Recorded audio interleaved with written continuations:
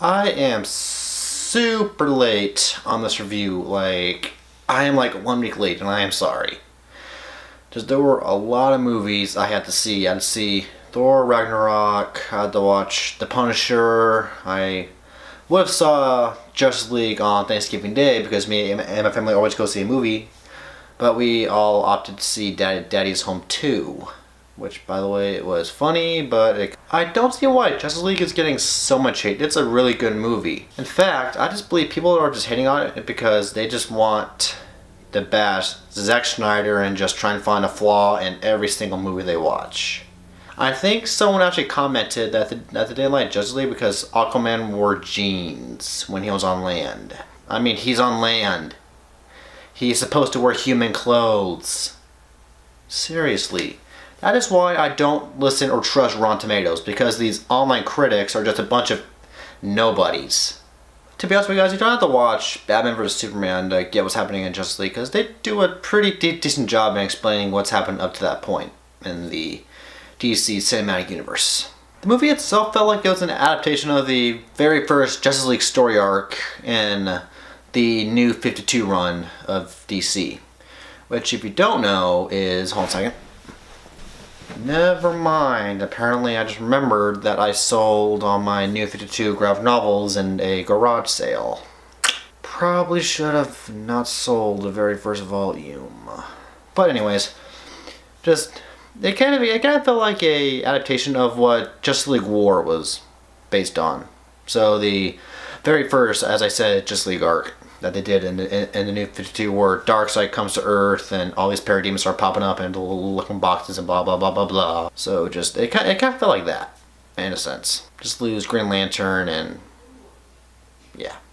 We got a lot of awesome Easter eggs in Justice League. We saw a Green Lantern for when the Atlanteans and the Amazons and humans were all fighting Steppenwolf for the first time. We got a Gorilla Grodd Easter egg because Barry mentioned that he knows Gorilla Sign Language, and we also got a couple of Steve Trevor nods, which I was really happy about. Y'all know I love me some Steve Trevor. I do wish we got a appearance from at least one Green Lantern, because I don't really want to wait until 2020 or whatever for the Green Lantern Corps to come out, because I want to see Hal Jordan. Please don't leave me stuck with Ryan Reynolds, please.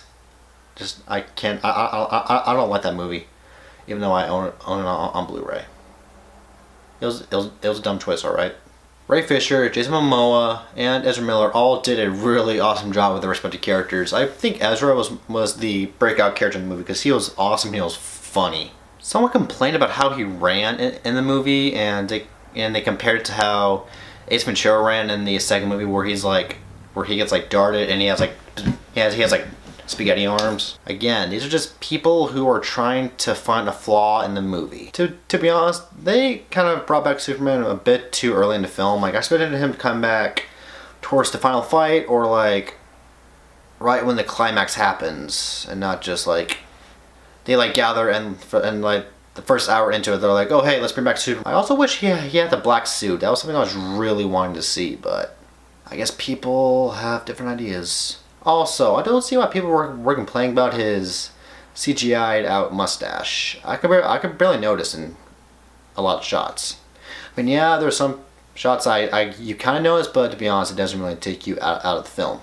Let's talk about the last two end credit scenes of the film. First one was awesome. I loved seeing the interaction between Superman and Flash, and we got to see their iconic race. And then we got a really sick, very last end credit scene where it featured Deathstroke. Hold on a second.